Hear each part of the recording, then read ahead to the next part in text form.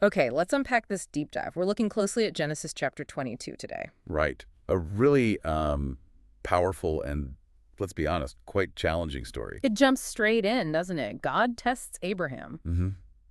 Ask him to take Isaac, his son, his beloved son. Yeah, the text really emphasizes whom you love. Exactly. And sacrifice him Yeah, in Moriah on a specific mountain. the command itself is just stark.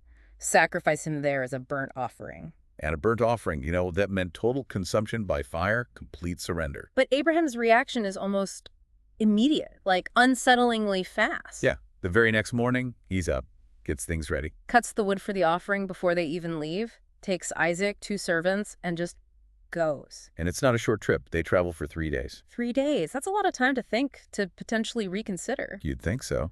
And on the third day, he sees the place from a distance. Leaves the servants, tells them something interesting too. Right. Stay here. The boy and I will go over there and worship, and we will come back to you. We will come back, given what God asked.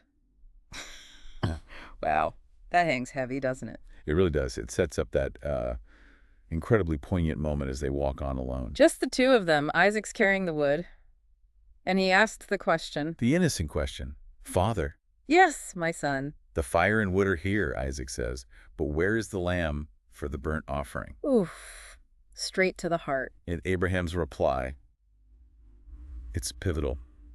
So much faith, maybe like desperate hope in it. God himself will provide the lamb for the burnt offering, my son. Such trust, even when everything seems to point the other way. So they reached the spot God told him about. Mm-hmm. Abraham builds an altar there, arranges the wood. And then comes the really difficult part described in the text. He binds his son Isaac. Places him on the altar, on top of the wood. Imagine that scene. It's the absolute peak of the test, the tension. He reaches out his hand, takes the knife, ready to sacrifice his son. He's fully committed in his heart and action. You had to write that. The interruption. That dramatic moment. Yeah, the angel of the Lord calls out from heaven, Abraham, Abraham. Stops him. Do not lay a hand on the boy. Do not do anything to him. And the reason given is so important. Tells us everything. Now I know, the angel says, that you fear God because you have not withheld from me your son, your only son. So the test was about revealing that fear, that reverence and obedience. Exactly. And then, just as Abraham said, provision. God provides. Abraham looks up. And there's a ram caught by its horns in a thicket right there. Amazing. So he takes the ram and sacrifices it instead of Isaac. Which leads to the naming of the place. The Lord will provide. Adonai Jireh. And it becomes a saying, doesn't it? On the mountain of the Lord it will be provided, born from this very event. But the story doesn't quite end with the sacrifice of the ram. No, there's more. The angel calls out again. A second time from heaven, this time with a confirmation. A solemn renewal of the covenant promises. God swears by himself, which is huge. Because Abraham obeyed. Because he didn't withhold his son, his only son. And the promises reaffirmed are just immense. Great blessing for Abraham. Descendants as numerous as the stars, as the sand on the seashore. And they'll possess the cities of their enemies, conquer them. And maybe the most significant part, Through your offspring. all nations on earth will be A blessed. universal blessing. And the text explicitly links it. Because you have obeyed me. It's the direct consequence of his faith and obedience in this incredibly hard test. Absolutely. Then the chapter kind of winds down.